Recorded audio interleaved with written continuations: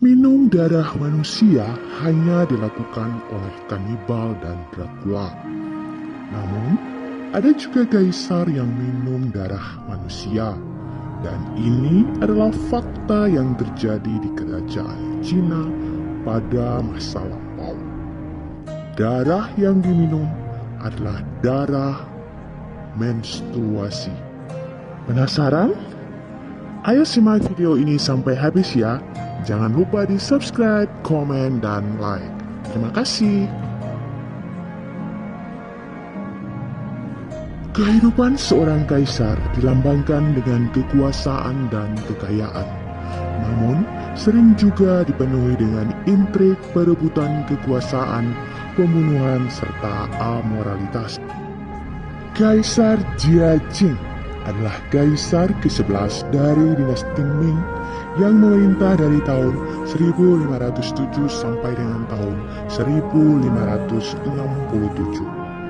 Dia bukanlah anak seorang raja, namun merupakan anak dari sepupu Kaisar Shengde. Pada awal pemerintahannya, kaisar ini adalah seorang yang sangat baik dan bijak.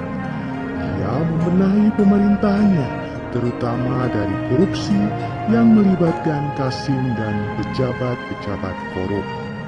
Banyak hal baik yang dilakukannya, termasuk memotong pajak bagi korban bencana.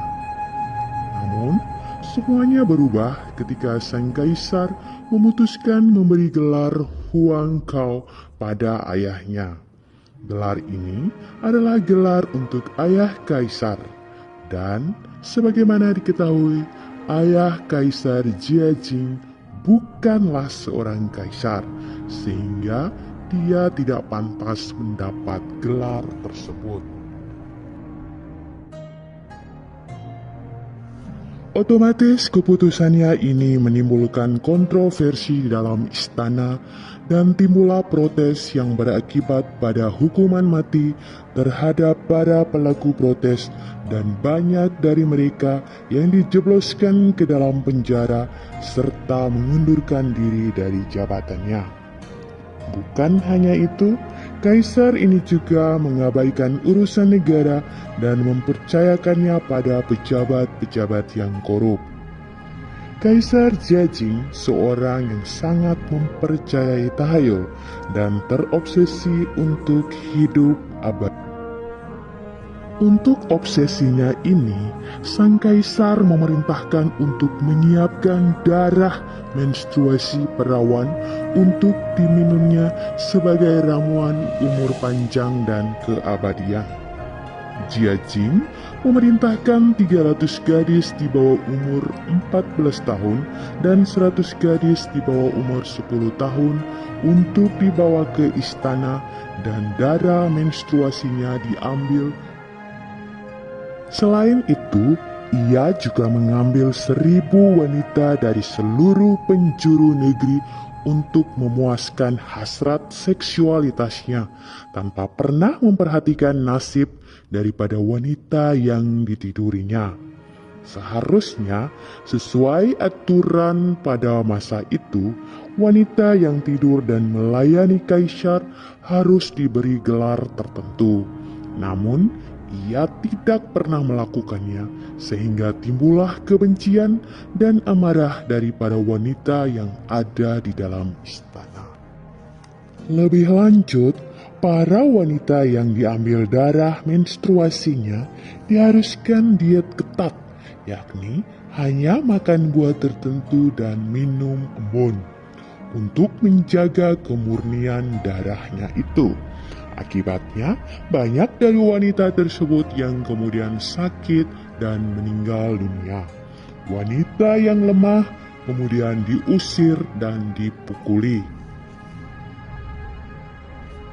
Puncak dari amarah para wanita dan dayang istana tersebut, maka terjadilah upaya pembunuhan sang kaisar oleh selir istana dibantu oleh para dayang.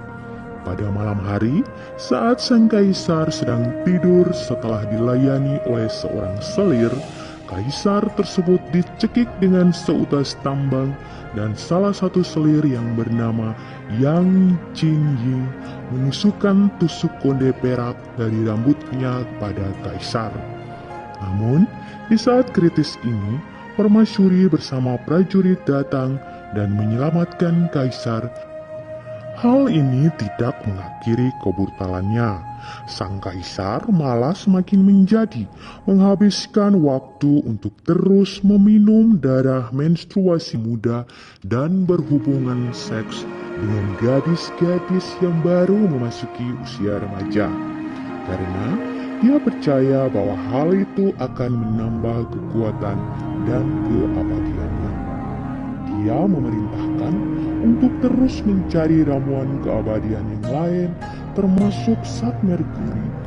Setelah bertatah selama 45 tahun, Kaisar Jejing wafat pada tahun 1567 dan menurut para peneliti, dia meninggal akibat overdosis zat merkuri yang dikonsumsi. Bagaimana sobatku? Sangat mengerikan bukan? Kisah Kaisar Cina yang satu ini.